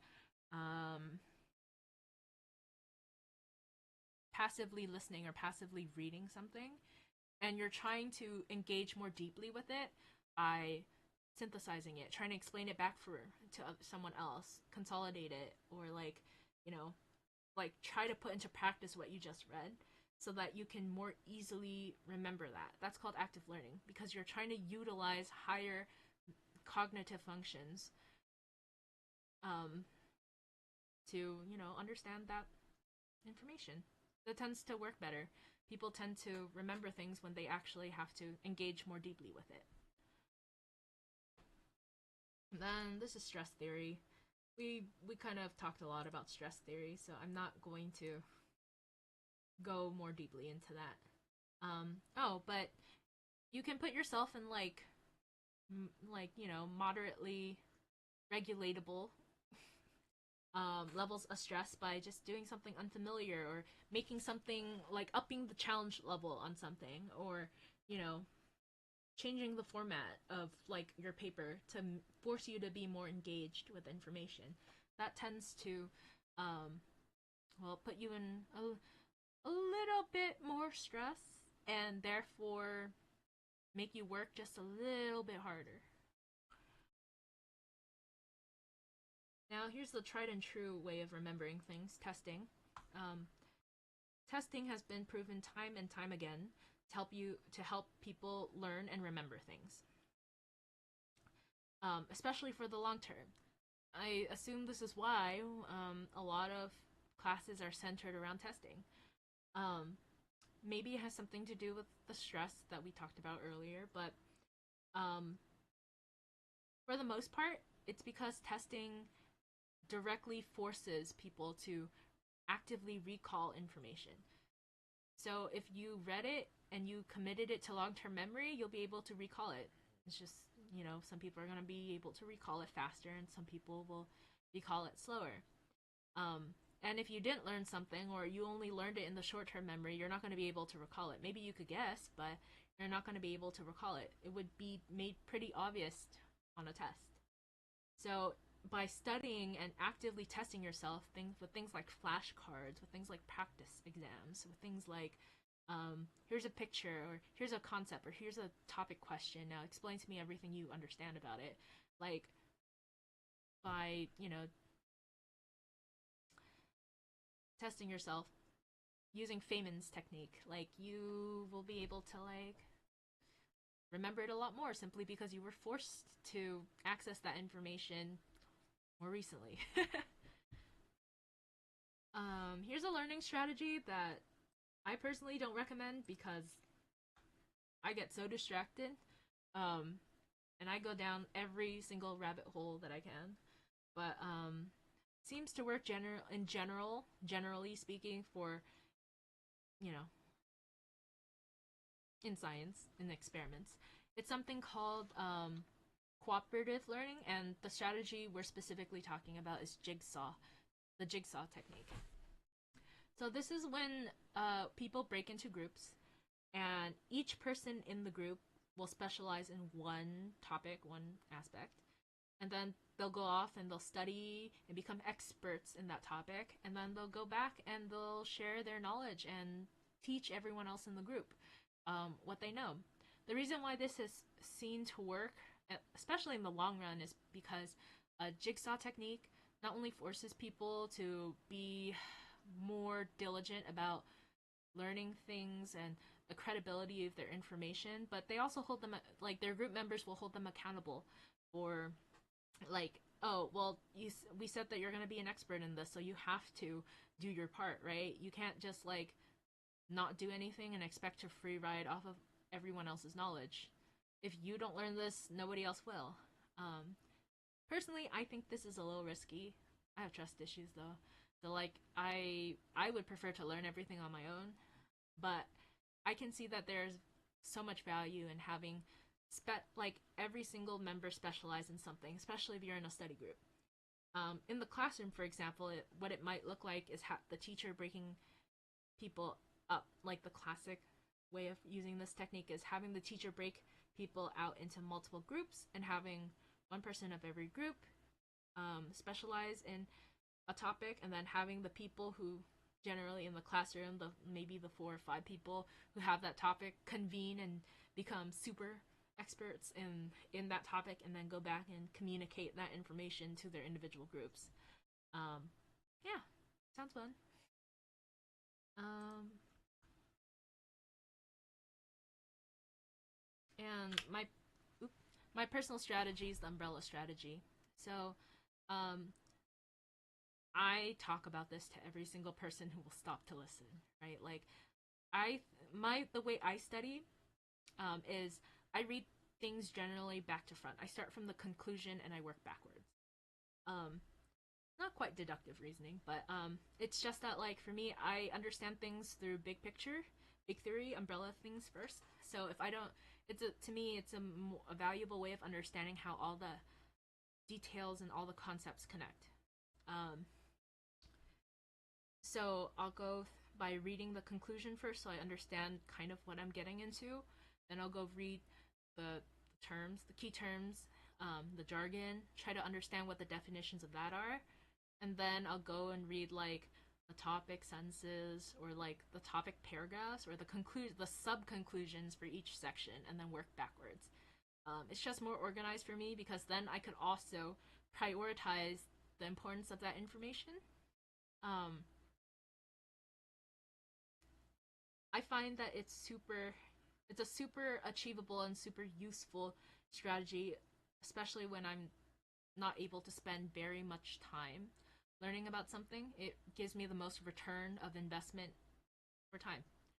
If I would rather understand like a very broad um, concept than spend so much time getting all hung up on the details on one topic and then subsequently miss out on all the important topics that I have to cover um, for the rest of my exam. From a percentage and the grading scaling perspective, like an 80% with like a general understanding of something is insanely more valuable than being a hyper expert in like 5% of the material.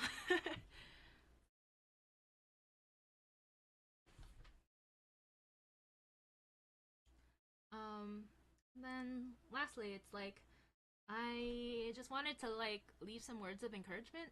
um I'm aware that different disorders, mental disorders, learning disorders, affect different people differently. Like, I myself, I'm not going to disclose what I have, but I have both learning and mental disorders, and boy, it is there's some strengths in that, or maybe that's like copium, but I, like for the most part, they're very big handicaps to my life. I've kind of like had to structure my life around these things because I didn't have the support to actually like get through them. Well, I quite honestly, I still don't really. I think most of the scientific literature, especially what I went over today, is still very applicable to people with disorders. It just it's a matter of degree, right? Like maybe one learning strategy will work super well for you and significantly less for this theory compared to like somebody else who also has similar, a similar medical condition to you. You're not it's not none of these theories can be really treated as like blanket strategies or fail safes for anything. That's just not how human brain works. So you're gonna, no matter what, you're gonna be forced to experiment, and it's gonna suck.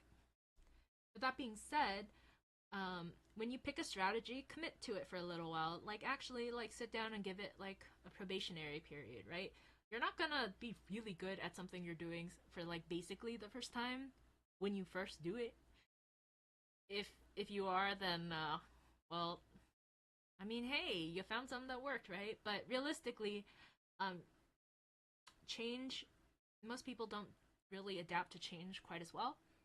So you're not going to see positive results immediately, but don't let that discourage you. Keep trying. And if it's any consolation, like the rest of us are here, also trying new things with you.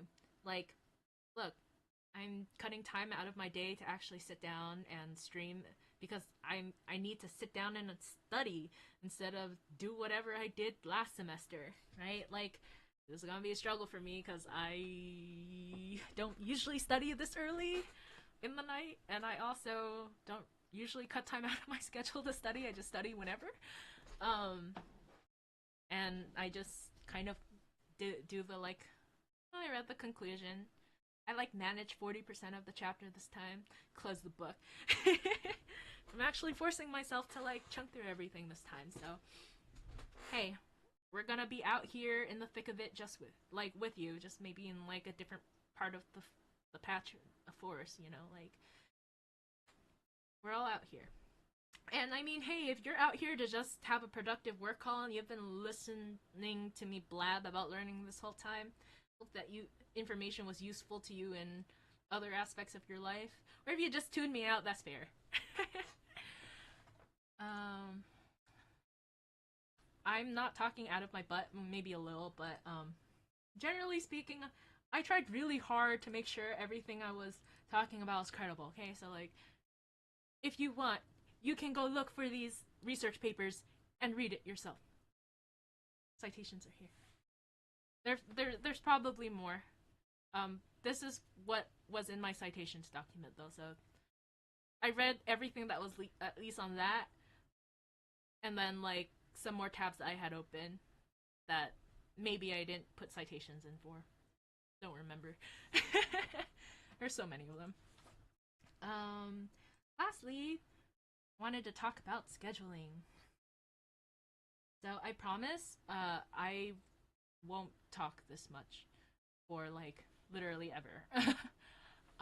I probably have this past hour been talking more than I've ever talked in like a week, even when talking to clients. So, as you can probably tell, I have a little bit of social anxiety. I'm not used to talking this much.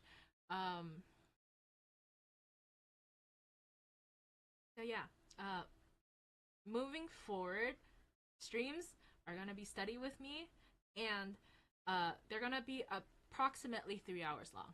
Hopefully, I will have figured out what is wrong with my stream and my stream setup so that things will run a lot more smoothly next time. But also, I doubt that we're going to be using PowerPoints again unless somebody's asking me to info dump them again, right? Like, study with me streams are going to be formatted in 3 45-minute blocks with 15-minute breaks in between.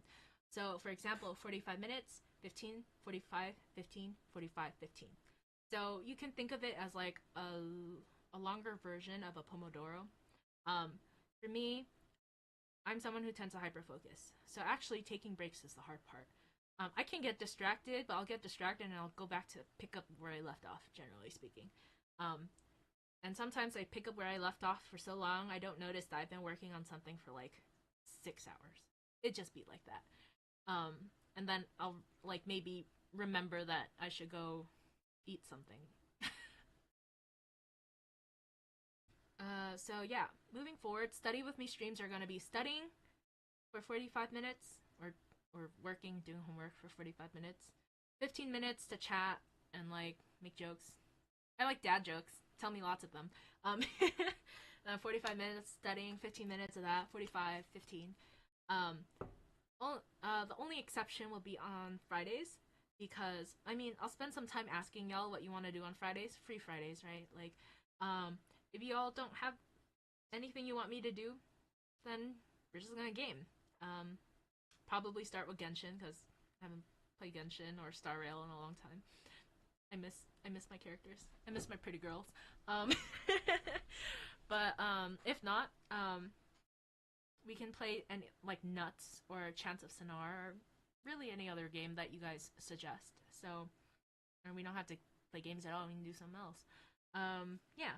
Notably, Saturdays study with me streams start at 7 in the morning instead of 7 p.m.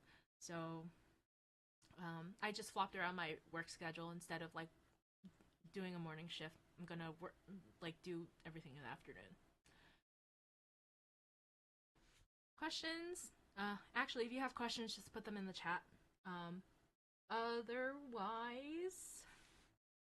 for the remaining hour and 15 minutes, let's study!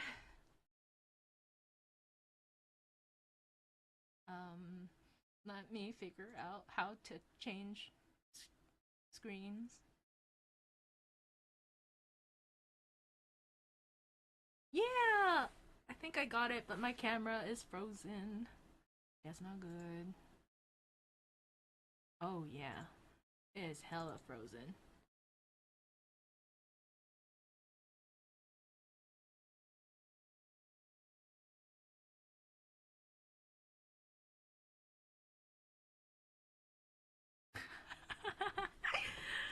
My camera's hella frozen. This is so fun. 0% confidence interval. Alright. Give me 1 second. Huh.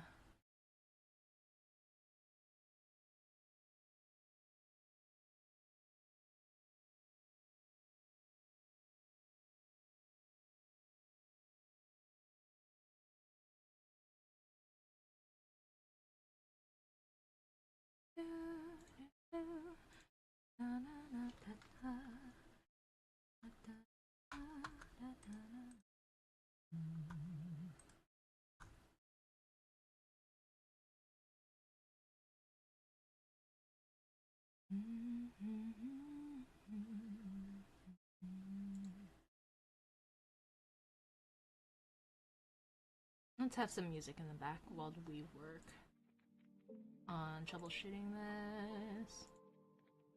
Oh, you know what? I think my computer's lagging. That is wonderful to deal with.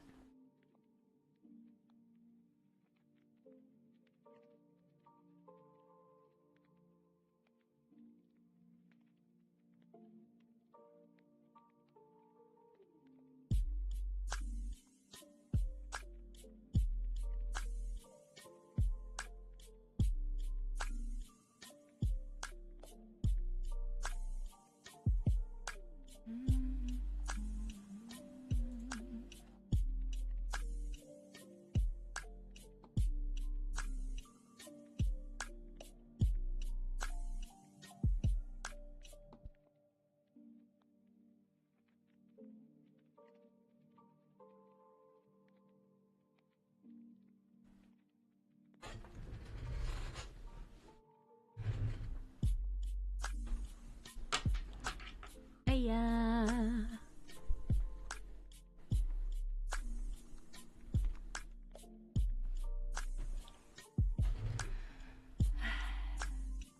I just love it when my technology dies. It's my favorite.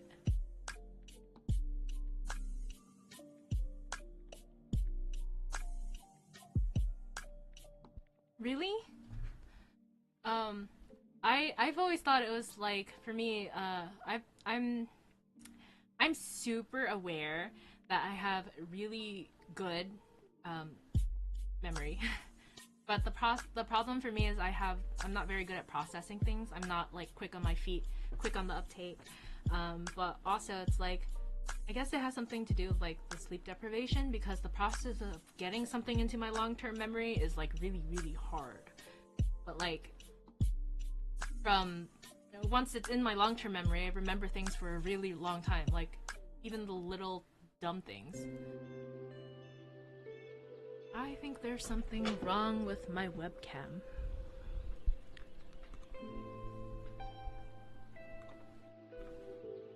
Y'all, how do y'all deal with technology?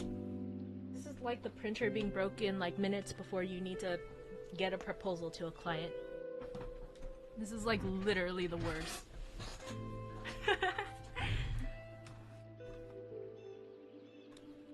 Ow.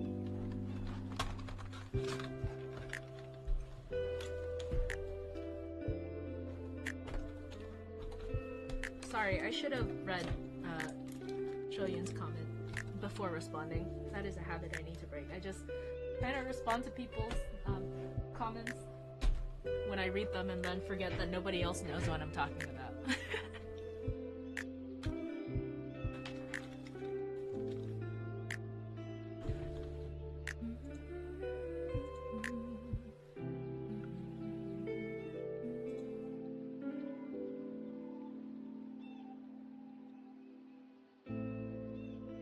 Please work.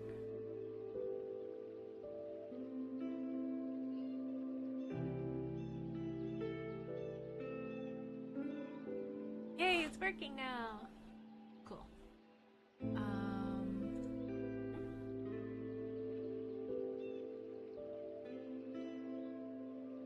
Alright, I'm going to study, just as you should.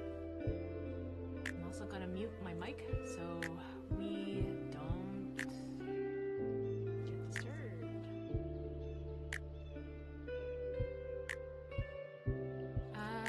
Just a heads up, I'm going to be setting a timer as soon as I remember what my timer command is for 45 minutes.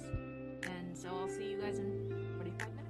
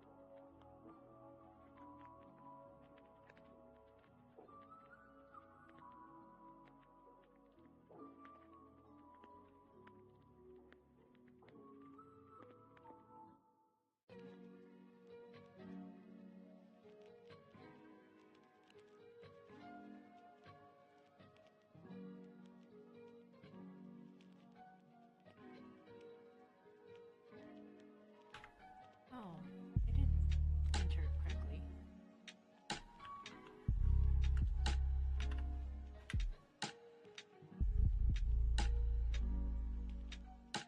Or maybe I didn't code it correctly.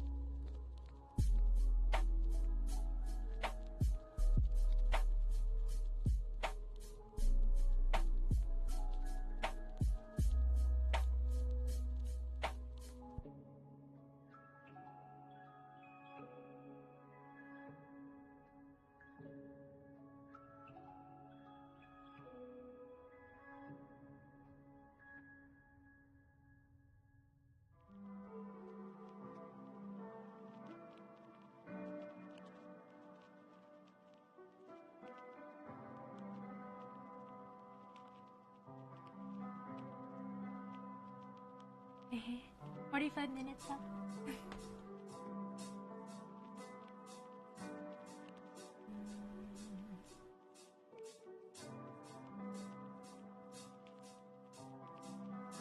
Taking a 15-minute break after just 45 minutes of studying is like really weird.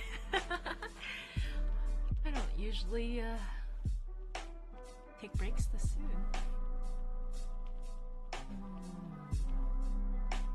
What can we do for 15 minutes?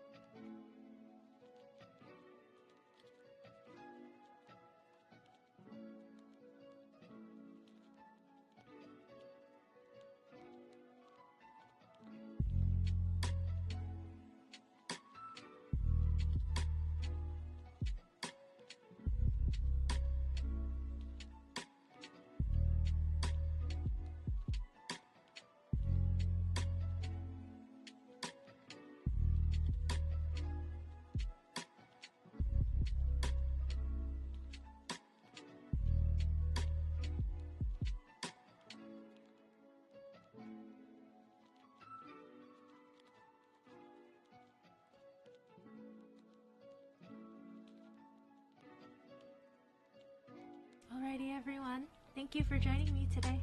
I think we should call it. My throat is sore from talking so much. I hope you guys have a wonderful evening or a wonderful Tuesday and generally the rest of your week. Thank you for being here. I'll see you Wednesday, maybe. Yeah.